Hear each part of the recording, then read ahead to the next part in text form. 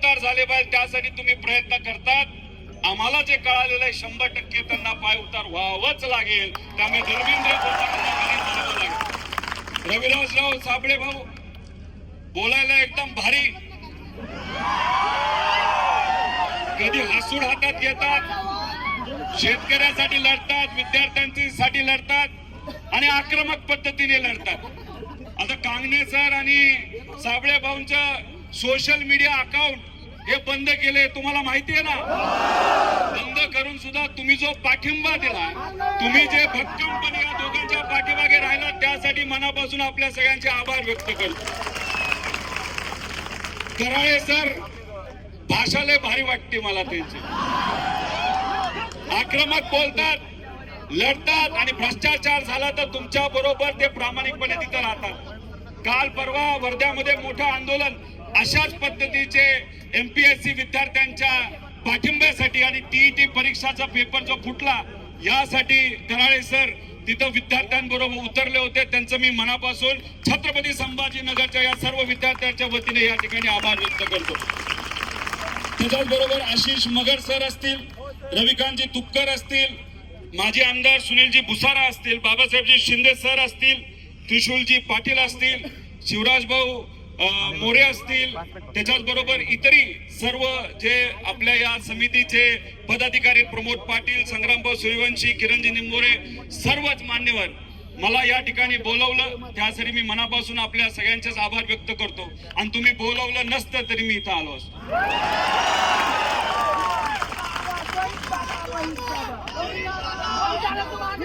या छत्रपती संभाजीनगर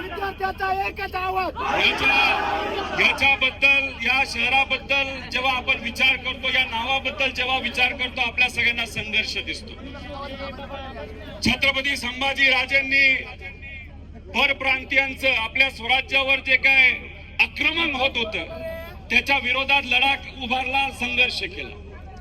आपल्या जवळच्या लोकांनी गद्दारी केली, आपल्या सिस्टमच्या विरोधात सुद्धा त्यांना संघर्ष करावा लागला. तसंच तुमची परिस्थिती आहे. हे जे पेपर फोडणारे लोक आहेत ते सत्तेतले लोक आहेत, त्यांना आपण परप्रांतीय बोलायला काही हरकत नाही. आणि आपल्याला दुसरी कुठली अडचण आहे? आपली आर्थिक अडचण, आर्थिक ताण. आपले आई वडील कष्ट करतात, शेतामध्ये राबतात, शेती करतात, मजुरी करतात, कसा तरी पैसा गोळा करतात आणि त्यातून कशी तरी तुम्ही फी देता. परीक्षेची फी असेल, नाही तर क्लासेसची फी असेल, पण प्रामाणिकपणे अर्ध जेवण खाल्लं तरी चालेल, पोहा खाऊन अख्खा दिवस काढला तरी चालेल, चहा बिस्किट खाऊन दिवस काढला तरी चालेल, पण आई वडिलांचं स्वप्न हे पूर्ण झालं पाहिजे यासाठी तुम्ही त्या ठिकाणी संघर्ष करा. आता कशासाठी आपण रस्त्यावर आलोय? बघा, हा निर्णय एमपीएससीचा निर्णय बघितलाय का? बर मला सांगा, लहानपणीपासून आपण LKG मध्ये असताना आपले आई वडील नाही तर शिक्षक आपल्याला शिकवतात, अंगणवाडीपासून काय शिकवतात? बालवाडी घ्या नाही तर जन्मला घ्या का? बर आपला आकडा एक मागणी वाढत गेली तर इथं संपायचंच नाही आपल्याला, तिथं पोलीस जातील कोम्यात. मला सांगा, आपले जे कुठले आकडे, तो आकडा कुठल्या नंबर पासून सुरू होतो? 1 नंबर. आणि एमपीएससीचा निर्णय जर बघितला 2 नंबर पासून सुरू झाले. म्हणजे निर्णय देत असताना सुद्धा त्याच्यामध्ये 2 नंबरी केली असं मला वाटतं.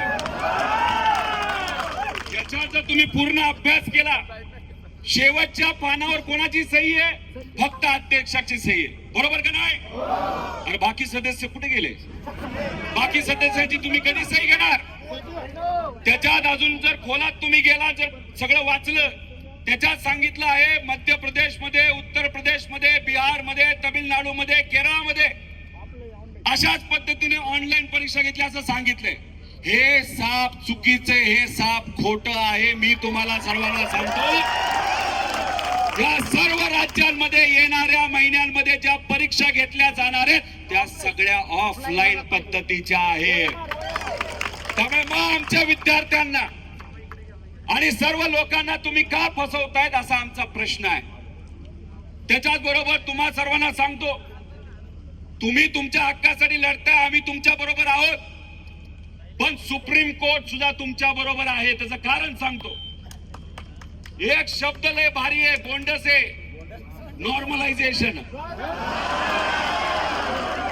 अभिजित भाऊ, तुम्ही अमेरिकेतून आलेला आहे. अमेरिकेतल्या लोकांना आणि खास करून ट्रम्प वाल्यांना, ट्रम्प माशे जे कोणी असतील, ट्रम्प तात्या, त्यांना आपल्या प्रधानमंत्री साहेबांच्या अडचणी माहिती, मनात काय हे माहिती आहे, त्यांना बऱ्याच गोष्टी माहिती आहे. पण त्या ट्रम्प तात्याला तुम्ही जर विचारलं हे नॉर्मलायझेशन काय, तर ट्रम्प तात्या सुद्धा डोक्याला हात लावून बसेल. कोणाला कळलंय का हे? काही दिवसांपूर्वी अधिकाऱ्यांना भेटलो, त्यांना विचारलं हे नॉर्मलायझेशन काय, ते म्हणले नाही नाही महत्वाचे महत्वाचे. म्हणले याला फॉर्म्युला वगैरे काय आहे का? नाही नाही महत्वाचे महत्वाचे. अरे मला काय कळेनाच काय आहे. आता 2 दिवसापूर्वी पुण्यामध्ये तुमच्यासारख्या काही विद्यार्थ्यांची चर्चा करत होतो. तुम्हाला माहिती काय, महिन्यांपूर्वी तलाठी भरती झाली का नाही आले? लय भारी झाली ना. पेपर फुटला का? हा भाव निघाला होता 40 लाख 50 लाख. पण त्याच्यामध्ये मार्क किती पर्यंत होते फायनल? 248 विद्यार्थ्यांना किती मार्क मिळाले? म्हणजे 288 आमदार आणि निवडून किती आले तर 300. असं होतं का? आता याच्यात एक विद्यार्थी माझ्याशी बोलत होता. काय बोलला? अहो मी 12 तास 16 तास रोज अभ्यास करत होतो आणि माझा मित्र लय कंटाळला, अभ्यासाला गेला निघून, आणि त्याला एक कळलं अभ्यासापेक्षा 25 लाख दिले तर आपला मार्ग मोकळा होतोय. आणि पैसे दिले आणि हा मात्र बिचारा नापास झाला. अभ्यास न करणारा 25 लाख रुपये देऊन पास झाला. अशी परिस्थिती आहे.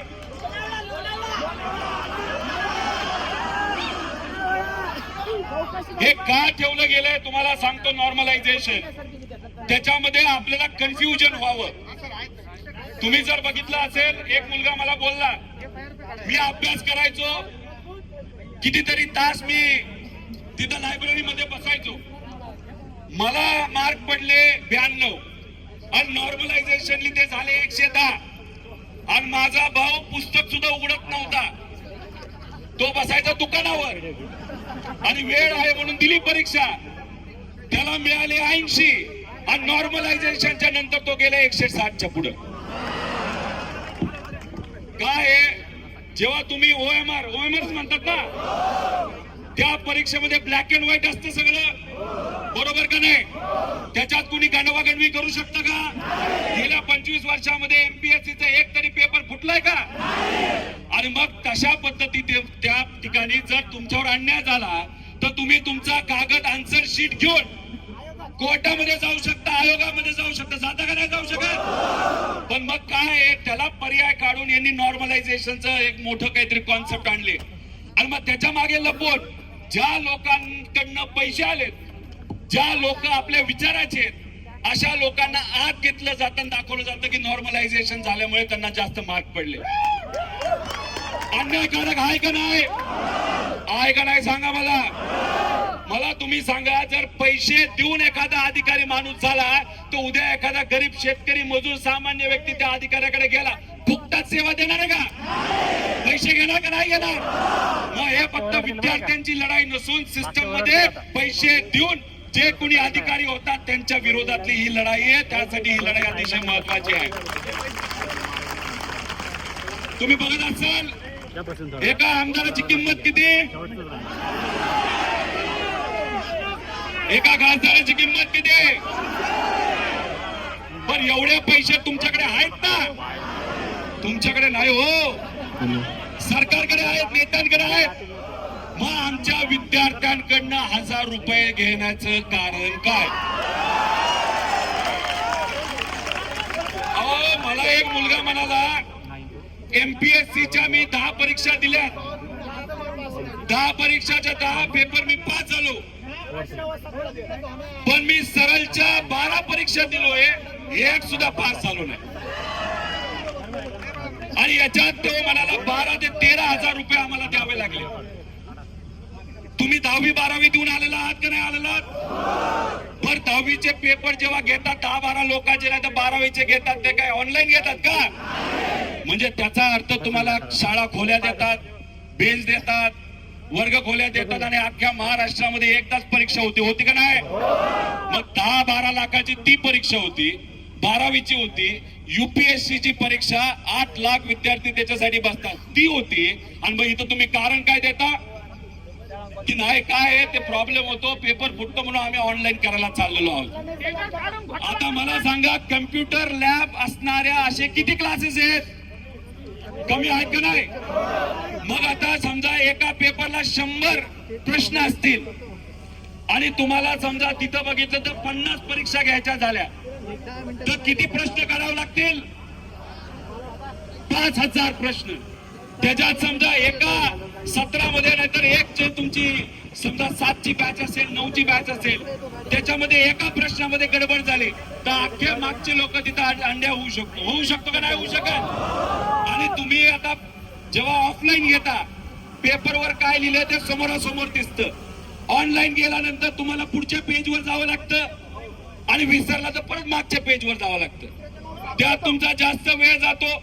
तर हे जे काय हे आपल्याला थांबवलं पाहिजे. त्याचं कारण असं आहे की सरकारमध्ये बसणाऱ्या काही लोकांना याच्यातून भ्रष्टाचार करायचा आहे, याच्यातून पैसा खायचा आहे आणि हे कुठेतरी आपण सर्वांनी आणून पाडायचं. तुम्ही त्यांच्या याच्यामध्ये दिलेल्या एका लिंकवर गेला का? कुठं जाते ती लिंक? TCS ला जाते.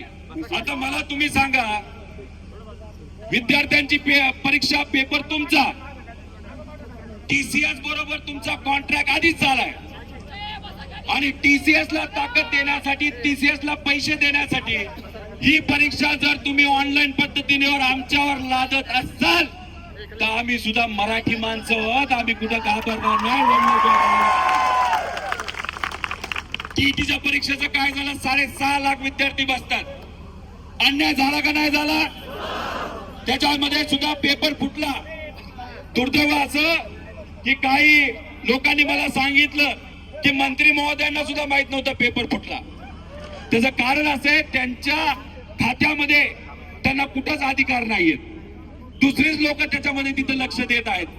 त्यामुळे आपल्याला टीईटी पेपरला बसणारे आमचे जे पुढचे सर्व शिक्षक आहेत त्यांच्या पाठीमागे आपल्याला राहायचं का नाही राहायचं? पण टीईटी वाल्या सगळ्या विद्यार्थ्यांना मला सांगायचंय, MPSC परीक्षेसाठी हे जे सर्व विद्यार्थी लढतायत त्यांच्या पाठीमागे तुम्ही राहणार का नाही राहणार? घरातले आपले काय विद्यार्थी नीट परीक्षेसाठी बसतात, तिथे पेपर फुटतो, त्यांच्या पाठीमागे तुम्ही सर्वजण संघटित राहणार का नाही राहणार?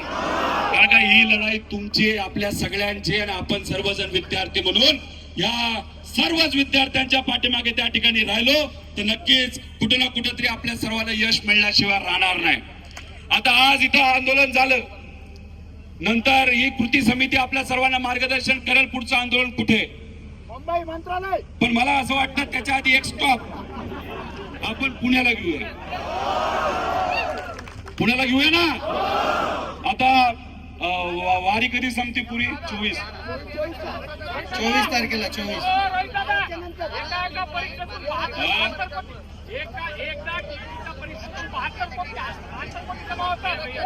बघा, मला असं वाटतं आंदोलन करत असताना स्टेनोचा पण विषय महत्वाचा आहे. मी स्वतः राधा मॅडमला भेटलो होतो, बोललो होतो, मंत्र्यांना भेटलो. त्यांनी जो युक्तिवाद मला दिला, त्यांनी मला सांगितलं काय झालं, आर्टिफिशियल इंटेलिजन्स आलेलं आहे. आता फोनवर बोललं तरी टायपिंग होतं, मग टायपिस्टची काय आपल्याला जरूरत आहे असं त्यांनी मला सांगितलं. पण त्यांनी काही सांगितलं तरी मी तुम्हाला आश्वासित करतो, तुमच्या सर्वांसाठी आम्ही लढणार आणि जिंकणार सुद्धा. 5 दिवसापूर्वी मुख्यमंत्री साहेबांना भेटलो तुमच्या विषयासाठी. ऑफलाईन परीक्षा घेण्यात यावी, ऑनलाईन घेऊ नये. चर्चा बरीच झाली. शेतकऱ्यांचा मुद्दा होता. त्याच्यानंतर मी त्यांना म्हणलो, साहेब विद्यार्थ्यांचा विरोध आहे, सर्व विद्यार्थी एकत्रित आलेले आहेत, की कृपा करून तुम्ही ऑनलाईन घेऊ नका, तुम्ही ऑफलाईन घ्या. त्यांनी मला सांगितलं तुम्ही बोलत असाल आणि विद्यार्थी बोलत असतील तर आम्ही सकारात्मक आहोत. मला फक्त जाता जाता एकच सांगायचंय, राजकीय लोक जेव्हा म्हणतात ना सकारात्मक, त्याच्यावर अजिबात विश्वास ठेवा. पण गेल्या काही दिवसांमध्ये विदर्भामध्ये जिथं जिथं आंदोलन झालं, आज इथं जे आंदोलन होते, काल परवा लातूर मध्ये आंदोलन करण्याचा प्रयत्न केला, 140 कलम लावून टाकलं, तिथं वर्ध नाही लावलं तरी तुमचं झालं. आता पोलीस प्रशासनाला आणि सीएम साहेबांना आणि मंत्र्यांना पण सांगतो, पुढचं आंदोलन हे सर्व विद्यार्थी पुण्याला घेतील. तुम्हाला किती पोलीस आणायचे तेवढे आणा, तुम्हाला किती ताकद लावायची तेवढे लावा. आम्ही काय घाबरत नाही आणि आम्ही काय चुकणार. काय डायलॉग आहे ते कुठल्या ते पिक्चरला, परत एकदा मागच्याला विचारतो. त्यामुळे अधिकाऱ्यांशी पण आम्ही बोलतोय. एकनाथ शिंदे साहेबांबद्दल त्यांच्याशी पण बोलणं झालं आणि त्यांना पण सांगितलंय, मुख्यमंत्री साहेबांना पण सांगितलेलं आहे आणि सामान्य प्रशासनाच्या ज्या सेक्रेटरी आहेत त्यांना सुद्धा सांगितलेलं आहे की 12 तारखेपर्यंत आमची परीक्षा आहे विद्यार्थ्यांची आणि आम्ही सरकारला संधी देतो. लगेचच आम्ही आक्रमक होणार नाही, आम्ही शांततेत गोडीत सांगतो. पण आमच्या 12 तारखेच्या परीक्षा होऊस तर तुम्ही हे ऑनलाईन प्रकरण बंद नाही केलं तर मग सगळंच संपेल तुमचं, तुम्हाला परवडणार नाही. आणि इथं आम्ही भूमिका घेत असताना कुठे राजकीय भूमिका घेत नाही, आम्ही तुमच्या बरोबर फक्त तुमचे कार्यकर्ते म्हणून याच्यामध्ये सहभाग तिथं घेत आलेलो आहोत. आणि राजकारण इतकं वंगाळ झालंय, काय सांगू तुम्हाला. अजितदादा म्हणायचे हे जे नेते आहेत ना, आज इथं असतो नंतर तिथं असतो, पण 2029 ला तुम्ही सर्वजण महाराष्ट्राचे सामान्य लोक महाराष्ट्रामध्ये नक्कीच क्रांती करतील असा मला विश्वास आहे. त्यामुळे इथं जे विद्यार्थी नेते, युवा नेते उभे आहेत ना बरेचसे, उद्या जाऊन आपण प्रस्थापित लोकांना तिकीटच द्यायला नको. उद्या जर तुमचा आवाज अधिवेशनामध्ये भक्कमपणे मांडायचा असेल तर अशा लोकांना त्या ठिकाणी आपण कुठेतरी उद्या जाऊन संधी दिली पाहिजे. फक्त कांगणे सर नाही, इथं कराळे सर आहेत, आपले साबळे सर आहेत, पलीकडे आहेत, सगळे आहेत. अभिजित भाऊ कुठे गेले? अभिजित भाऊ आहेत.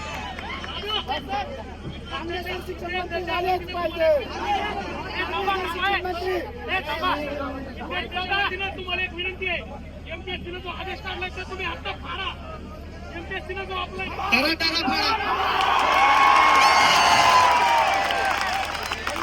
बघा, एमपीएससी कोणाच्या तरी सांगण्यावरनं दुर्दैवाने त्या ठिकाणी चालते.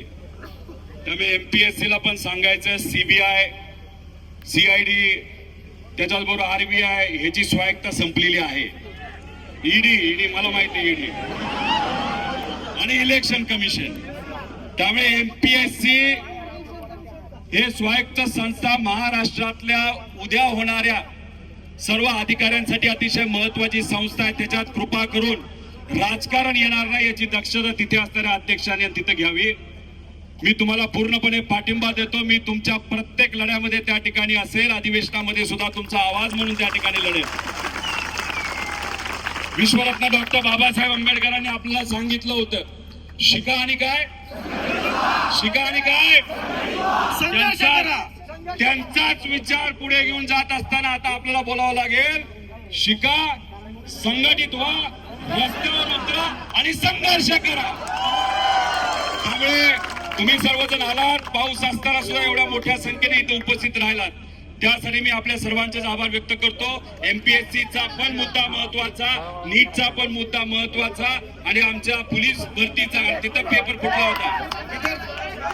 वनरक्षक सगळेच रे बाबा, सगळेच. त्यामुळे तुम्ही बघा, हे असंच ऑनलाईन काहीतरी करायला गेले. पोलीस भरतीची लोक इथे SRPF चा एक पेपर फुटला होता माहिती ना. हे कुठला तरी क्लास कुठला काढला काय माहित.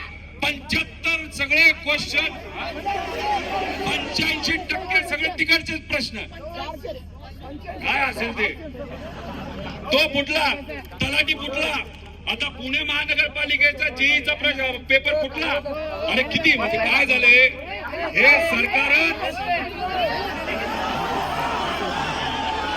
हे सरकारच कशावर उभं राहिलंय. पक्ष, नेते, आमदार, खासदार. त्यामुळे यांना काय वाटतं की पेपर फुटला पाहिजे. अरे तुम्हाला काय वाटतं त्याच्यापेक्षा आमच्या विद्यार्थ्यांना काय वाटतं हे महत्वाचं आहे. आम्हाला वाटतं हे ऑनलाईन परीक्षा तिथं नको, आमची ही ऑफलाईन तिथं पाहिजे. आणि हेच बोलत असताना उद्या जाऊन जेव्हा केव्हा संघर्षाची वेळ येईल ना, तुम्हाला आपल्या सगळ्यांना रस्त्यावर उतरावं लागेल. आता खरं तर एक क्रांती चौकामध्ये मोठं आंदोलन होणार होतं, परमिशन नाही मिळाले.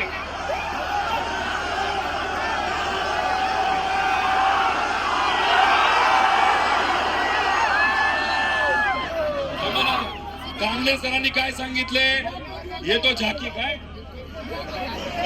ये तो झाकी है, ये तो झाकी है.